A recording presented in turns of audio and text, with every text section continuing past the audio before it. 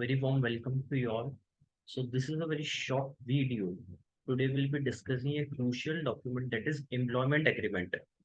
For example, as an entrepreneur or business owner, hiring the right employee is essential for achieving your goals and maintaining competitive edge in the markets. However, to establish a mutual beneficial relationship with your employee, it is a crucial to have well-drafted employment agreement. So before we dive into the specific, let's understand what is employment agreement and why it is important.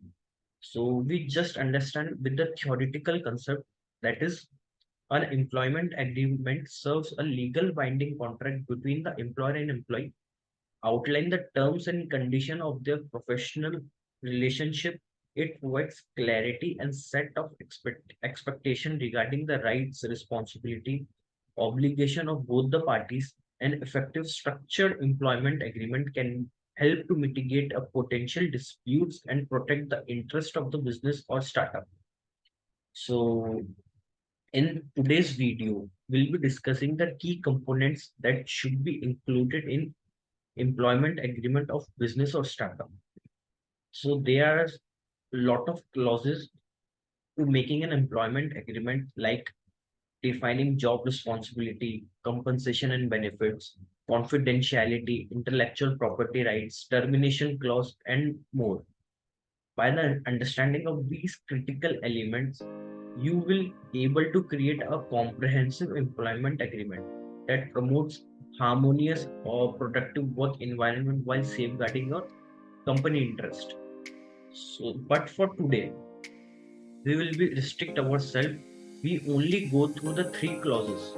These are the important clauses of making employment agreement. That is intellectual property right, non-compete clause, and last one is non-solicitation of employee.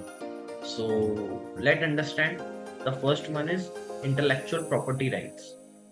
So a company always have number of intellectual property right. It can be terms of patent, trademark, trade secrets, logos, artworks, invention. All the things are property of company itself. So if an employee does not carry any right, it should be clearly mentioned in the employment agreement that all the things belong to the company, and once the employee is terminated, it cannot be used by the company rights on the behalf of itself of a company. So this thing should be mentioned in the employment agreement while drafting an agreement in the case of intellectual property rights.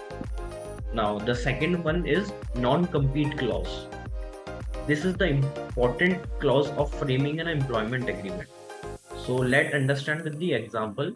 If employees working in an ABC organization for a 12-month period of on that organization, employee will not directly or indirectly participate or engage any business activity which is competition with the business of ABC organization in that territory.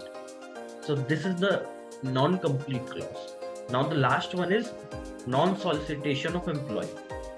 This is a major problem that if the employer came across that employee is terminating that organization. So if employee at the time of terminated, they usually break the morale of existing employee of the company, and the most of the situation of employee who is terminated, they usually carry himself a couple of employee of existing organization to his or new startup if they're doing so, or to the other company which is he is joining. So this is the non-solicitation of employee clauses. So if you are framing the employment agreement, so this is the three necessary steps you must follow of making an employment agreement. So thank you.